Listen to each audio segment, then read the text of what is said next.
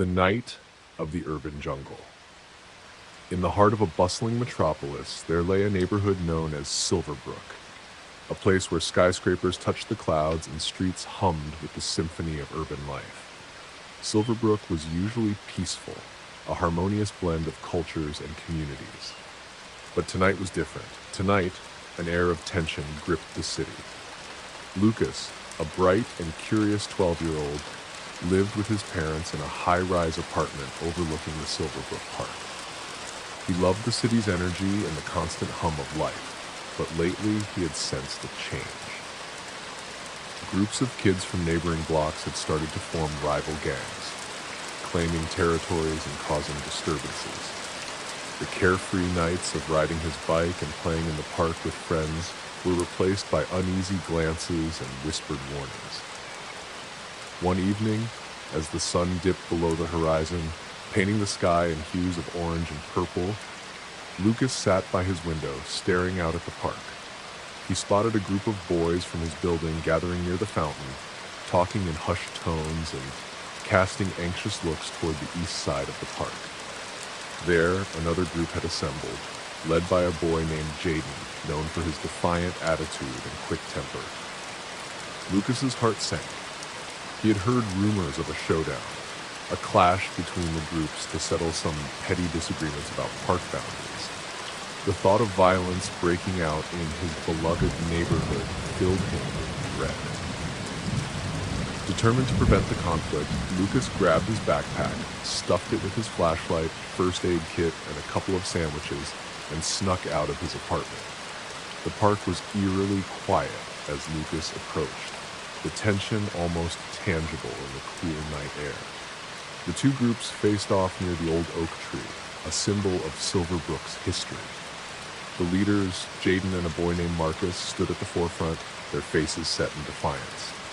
Lucas took a deep breath and stepped forward, his heart pounding in his chest. "Wait," he called out, his voice trembling slightly but loud enough to catch their attention. Both groups turned to look at him, surprise flickering across their faces. "Lucas, what are you doing here?" Marcus asked, his tone a mix of confusion and concern.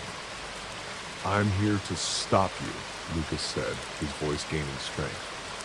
"This is crazy. We've always shared the park. Fighting over it isn't going to solve anything. It's just going to make things worse." Jaden sneered.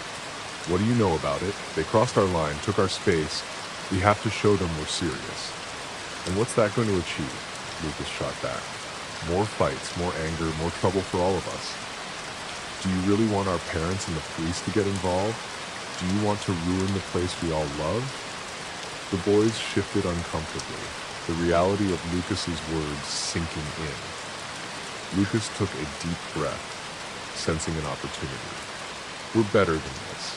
We can find a way to work things out without fighting. Let's talk it through. Figure out a way to share the park so everyone's happy." A tense silence followed as both groups processed his words. Jaden looked around at his friends, their faces reflecting doubt and uncertainty. Marcus stepped forward, nodding slowly. "Lucas is right. We don't need to fight. We can solve this together." Reluctantly, Jaden agreed. The boys formed a circle around the old oak tree, sitting down to discuss their grievances. Lucas acted as a mediator, encouraging them to voice their concerns and seek common ground. It wasn't easy.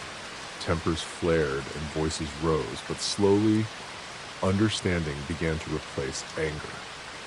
They agreed to create a schedule dividing the park's use so each group had their time and space.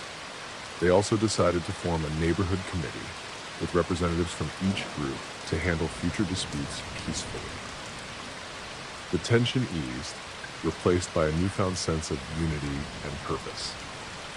As the meeting concluded, Lucas felt a sense of accomplishment. He had prevented a conflict and helped his friends find a better way to resolve their issues. The park, once a potential battleground, now stood as a symbol of their cooperation and mutual respect.